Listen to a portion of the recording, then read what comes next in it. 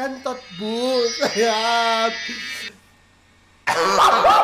Hindi ko alam kung totoo po to. Parang totoo naman siya, pero parang sa ibang bansa siya. So, feeling ko, hindi siya bastos. Kayo yung bastos. Masasama ugali ninyo.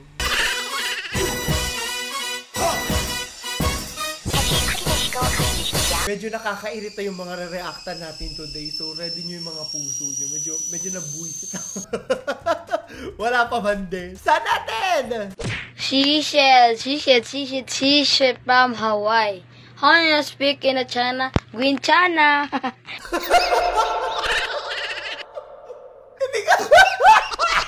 Green China. Green China. Ewan ko tayo bakit? Wala naman natitripa mo sa buhay mo. Kakaloka. Next one. Mga babaeng chubby dyan, please, sayawin nyo to. Got a big old booty.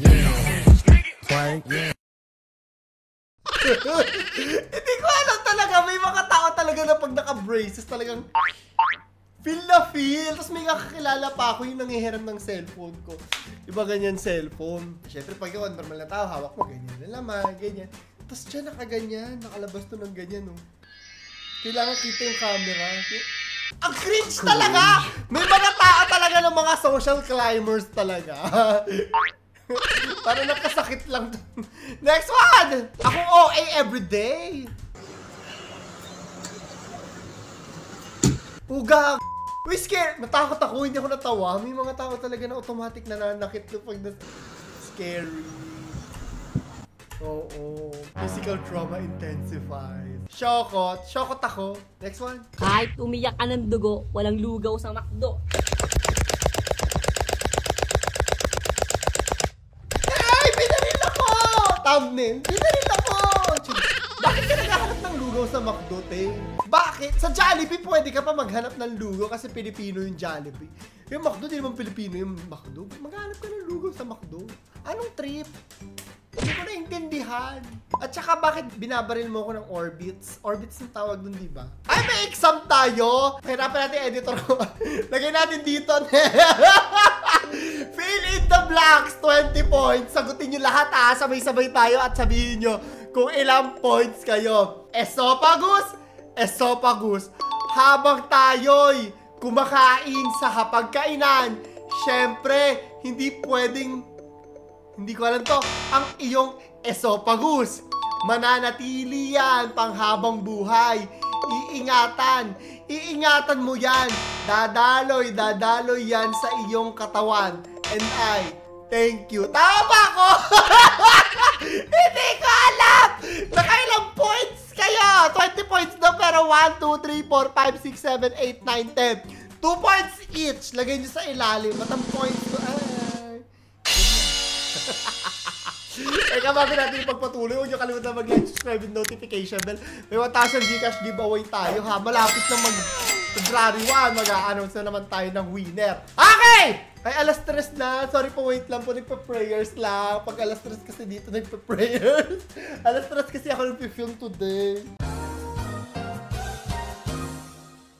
Okay. Pagkatapos ng prayer, ganito agad yung re-reactan natin. Ano ba naman dyan? Sorry na po. Minus points ako. Ano may bus ka na?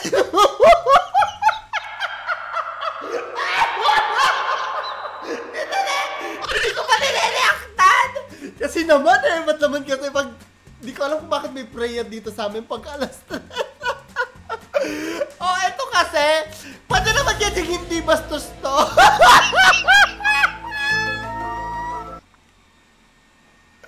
Meron kasi tinatawag na kantot mo. Hindi ko kaya sabihin. Pero hindi, dahil hindi siya bastos, kantot booth. Ayan. Hindi ko alam kung totoo po to. Parang totoo naman siya, pero parang sa ibang bansa siya. So, feeling ko, hindi siya bastos. Kayo yung bastos. Masasama ugali ninyo. Gusto nyo bang sumakay sa kantot booth? Parang masaya mag-ano dyan, di ba? Travel and tours. Ewan ko sa inyo. Next one, sabi dito, wanted, mananahe, edging high speed. Sa kantot booth. Ang programang Ito ay rated SPG. Striktong patnubay at gabay ng magulang ang kailangan.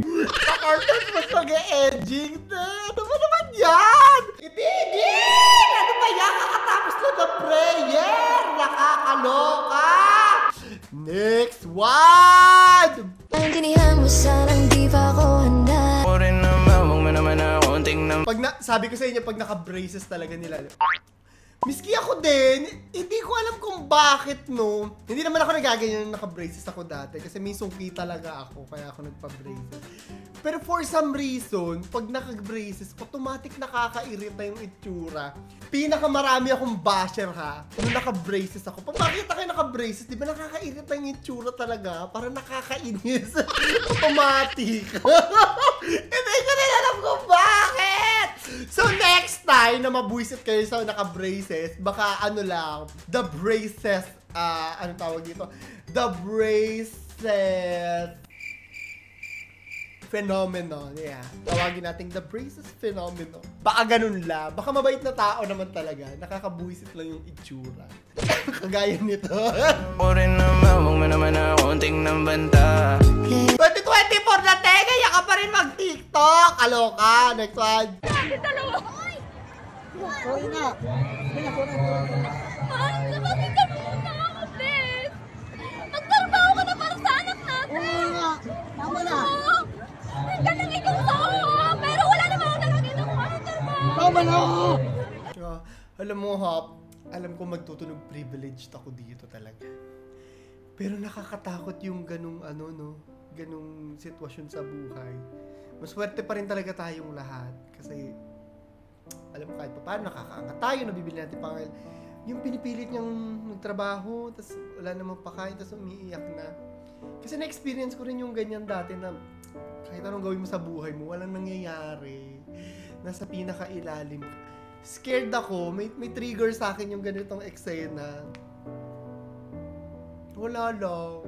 Pasensya na po, tunog privilege ako. Pero ayoko nang bumalik sa ganong sitwasyon ng buhay ko na, alam mo yun, wala kang makain, wala kang magawa, wala kang pera. Wala, bakit? Klaro. Ang nangyari sa'yo, matitege ka na ba? Next one! Ay, naku, alam niyo, mga tropa nating Shibuli, nagkakalat sa internet. Puro na lang!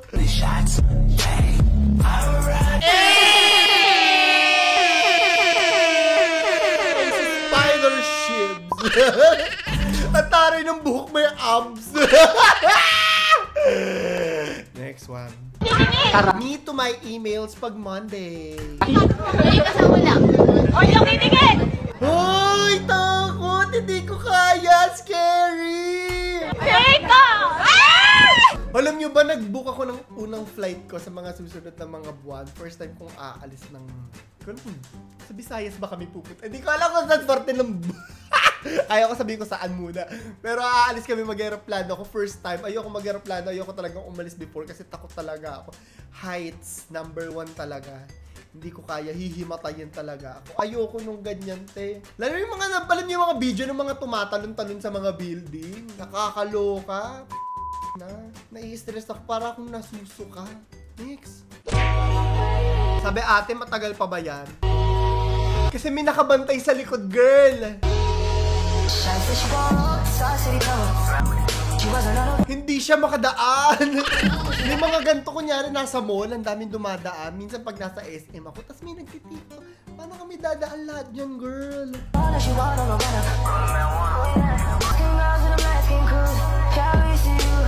Yung nakadaan na siya. Palakpakan. Inugat din yung pagtitiktok, te. Lalo na yung pagdaanan. Huwag naman harangan, di ba? Next.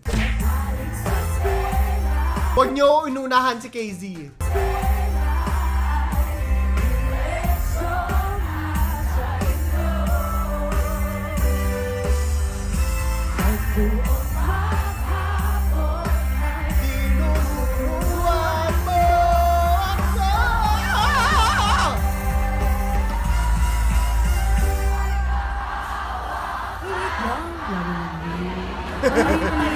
Wait. Isa sa mga pinakagusto ko.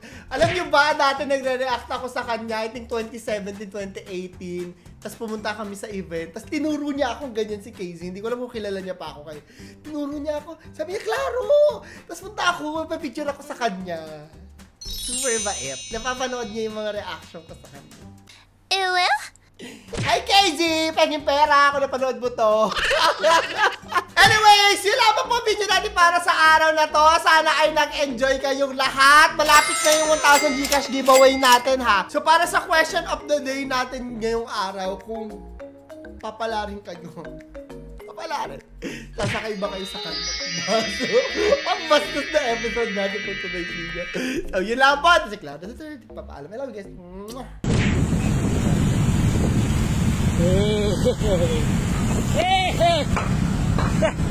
Sabi na eh. Papasok eh. Sabi na eh. Yun ang sinasabi ko guys. Pag wala nakabantay. Pass lane daw to, pass lane.